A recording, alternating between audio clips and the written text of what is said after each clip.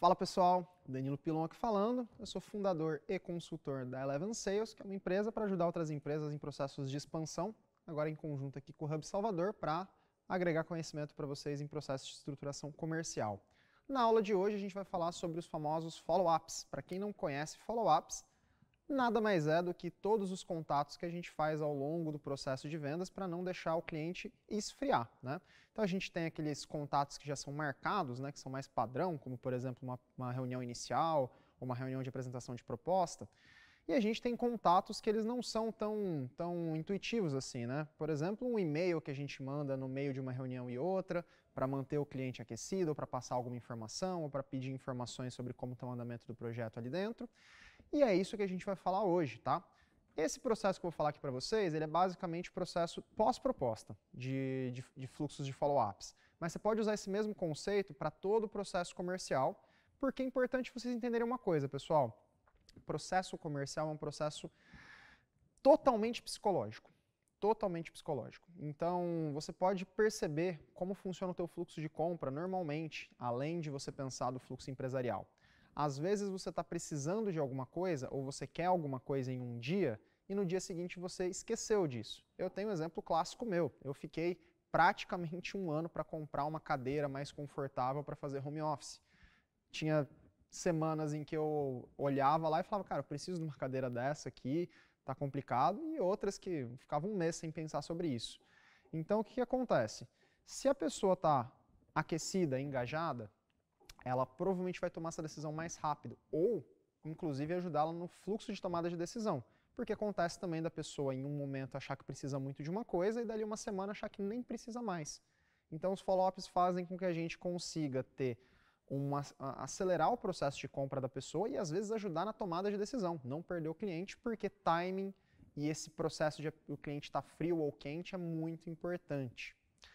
Eu vou começando deixando alguns dados aqui que são bem interessantes para vocês.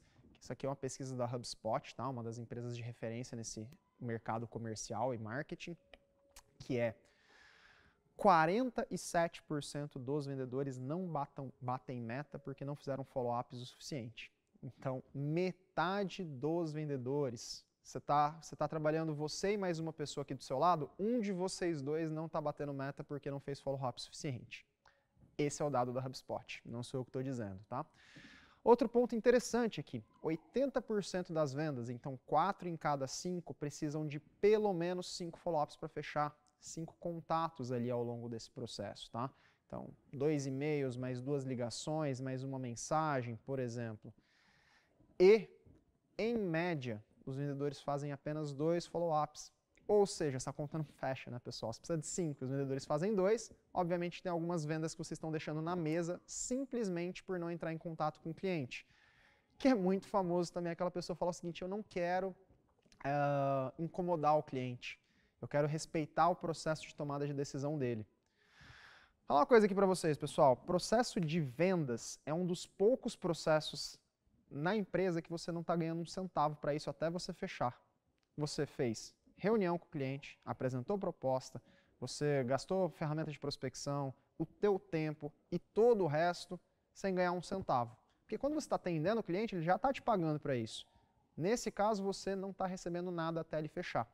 Então, todo o processo que você fez até aqui foi de graça. E aí você vai esperar o cliente te responder em 3 meses para você fechar um negócio com ele? Se fechar? Claro que não. Se a gente teve o processo até a apresentação de proposta, agora que a gente tem que ficar mais em cima do cliente, porque agora a gente já investiu nosso tempo total nele, né? A gente já fez tudo que era necessário e agora a gente só precisa concluir o negócio. Ou seja, não vamos ficar esperando o cliente falar com a gente, vamos atrás do cliente, tá bom? E é isso que a gente vai falar aqui. Como que a gente consegue fazer um fluxo de follow-ups que seja bom, que seja interessante, que também não desgaste a relação? Porque isso também é importante da gente dizer. Não adianta a gente simplesmente ficar ligando para o cliente todo santo dia falando, e aí, vamos fechar? Isso também não funciona, né? O cliente vai parar de te atender em algum momento. Então, o que é importante para a gente fazer? Ponto número 1, tá? Fechamentos de portas constante. O que é fechamento de portas? Ter um próximo passo marcado. Nada mais do que isso, tá? Então, é basicamente não apresentar uma proposta e falar, ah, cara, quando você tomar uma decisão, me liga. Não. Apresentou a proposta e você marca com ele, olha, semana que vem, então, vamos conversar de novo, tal horário, porque aí você me diz a sua percepção desse projeto, pode ser? E aí, se eu entro em contato com ele novamente nesse dia e horário que a gente conversou, e ele diz, ó, Danilo, infelizmente eu não consegui dar atenção para isso essa semana, pergunto para ele, cara, como é que tá? Tá na sua prioridade ainda esse projeto? Como é que tá as coisas aí? Não, tá sim. Então, você consegue dar uma olhadinha até quarta, cara? Só para eu também não ficar te incomodando, eu já marco aqui um outro ponto de contato e ver o que precisa para a gente seguir com essa parceria ou não? Pode ser. Então, a gente marca novamente na quarta-feira, até o cliente dizer para a gente sim ou não oficial, tá? Fechamento de porta se chama isso. Ter um próximo passo marcado entre você e o cliente.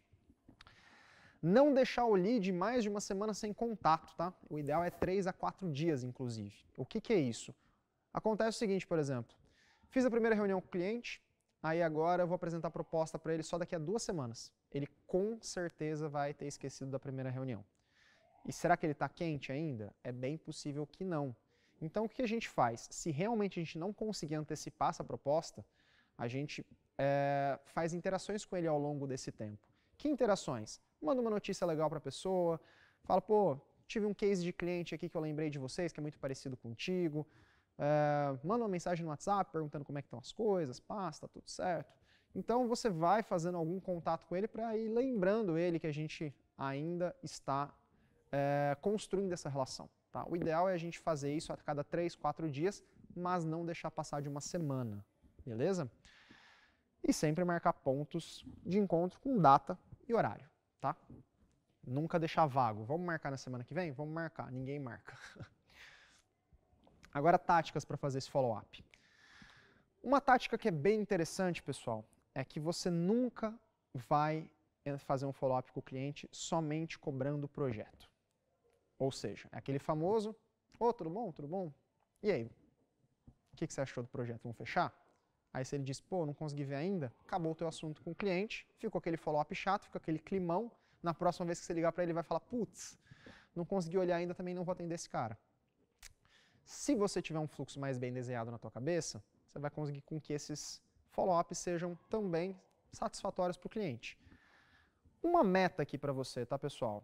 Em toda interação comercial que você for ter com o cliente, é importante que você agregue valor de alguma forma, ou trazendo informações, ou trazendo um benefício novo que não estava previsto antes, ou comunicando para ele que você viu um caso legal dentro da sua empresa, que acha que é interessante ele ficar sabendo, ou comunicando alguma coisa, falando sobre um evento, algo assim, tá?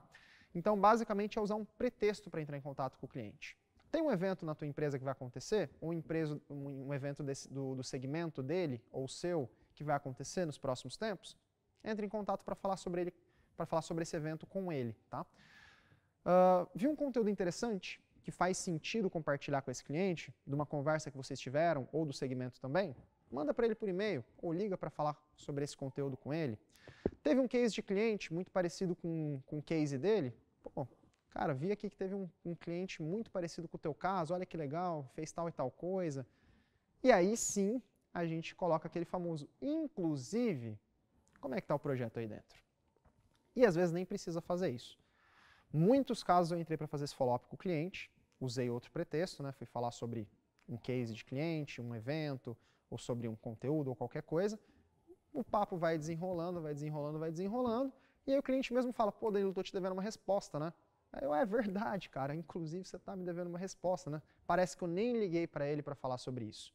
E ele mesmo se recorda, obviamente, né? Porque ele sabe que ele está numa negociação contigo, e aí fica fluido. Parece que eu entrei em contato para falar sobre outra coisa, só que no final eu falo, pô, inclusive, como é que está esse projeto aí dentro? Tem alguma coisa que eu possa ajudar? E aí na próxima vez que eu ligar, ele não vai lembrar que eu liguei para falar, e aí, vamos fechar? Ele vai lembrar que a gente conversou alguma coisa relevante, tá? Então usar esses pretextos para fazer follow-ups.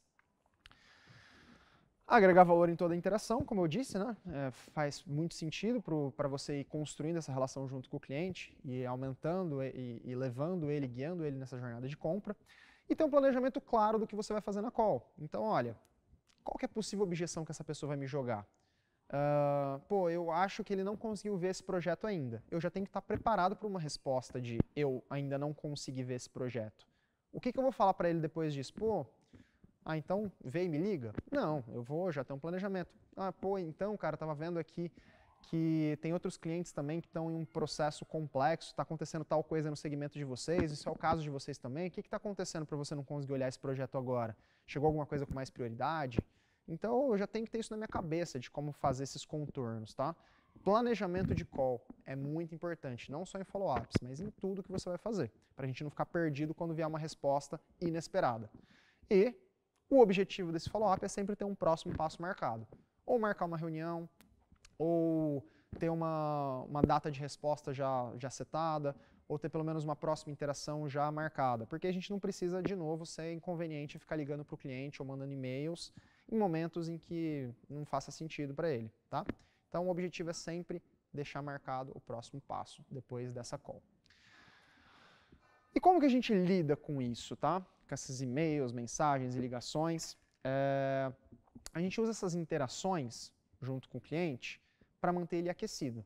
Então, como eu disse para vocês, se a gente teve uma proposta agora e ele ficou de marcar com a gente um retorno dali a 2 semanas, a gente faz umas 2 interações com ele antes disso, para que ele se mantenha aquecido e ele lembre da gente, né? Lembre da solução que ele está analisando ali.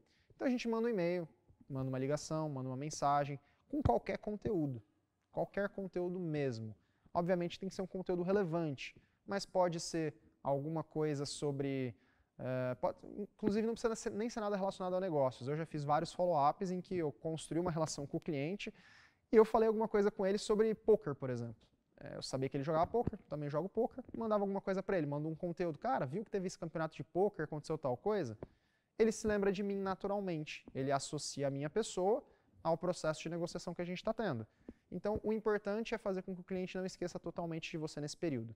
E é assim que a gente lida com esses follow-ups, tá? Sempre que esse próximo passo for marcado com mais de uma semana, a gente tem essa interação. E aí, tentar variar essas estruturas. Então, se você mandou um conteúdo na sua última interação, tenta agora falar de um case de cliente. Se você falou de um case de cliente, tenta falar sobre um evento. Se você já falou sobre essas coisas, tenta falar sobre alguma coisa que seja diferente da área de negócios, que seja fora de algo a ver com o teu produto, que seja algo mais a ver com o segmento. Vai interagindo com o cliente para essa interação não ficar maçante e previsível. E também para ele ter interesse em continuar essa relação contigo. Então, varia as suas interações, tá? E, de novo, se ele está demorando muito para te dar uma resposta negativa ou positiva, vê se mudou alguma coisa. Cara, ó, a gente teve a nossa proposta ali, a gente conversou já faz um mês, você tinha me dito que sua prioridade era fazer XYZ, mudou alguma coisa aí dentro? Aconteceu alguma coisa importante que está fazendo com que não seja mais prioridade resolver tal e tal coisa? Porque se sim, me avisa para eu ver como que a gente segue com esse relacionamento da melhor forma possível. Porque aí você também não fica estendendo essa negociação para o resto da eternidade. Tá? Então é bom a gente sempre validar se mudou algo, como é que está a prioridade do cliente com relação a isso. Por fim, pessoal, é muito importante que a gente tenha o nosso pipeline de uma forma clean ali. Não vou deixar todos os negócios que eu fiz na minha vida ali no meu pipeline, eu preciso ter foco. Então, se o cliente começar a te ignorar, a gente em algum momento precisa parar de tentar interagir com ele. A gente chama esse processo de break-up. Tá? O meu fluxo que eu gosto de trabalhar é, se o cliente me ignorar por 3 vezes, eu mando para ele uma interação mais forte, como por exemplo, um título de e-mail nesse formato. Não é mais prioridade sua resolver não é mais prioridade sua aumentar a sua receita comercial? Ou mudaram suas prioridades e você não quer mais ter uma área comercial efetiva? Por exemplo, isso é um formato de break-up que a gente está sendo um pouco mais incisivo porque ele está ignorando a gente. A gente precisa entender se vale a pena continuar investindo tempo nesse cliente. Ou se ele estiver arrastando por tempo demais a negociação, sempre, ele te atende, mas não vi ainda, a gente na próxima interação fala, cara, deixa eu perguntar uma coisa para você. A gente tem conversado já há bastante tempo e você ainda não tomou uma decisão com relação a isso. Deixou de ser uma prioridade para você, esse problema que você tinha antes? Você tinha me dito que isso era um problema muito importante. Vocês conseguiram resolver ele de alguma outra forma ou não é mais prioridade resolver esse problema? Então é meio que uma apertada no cliente, tá? A gente não pode ser bonzinho demais, senão a gente acaba perdendo nosso tempo também.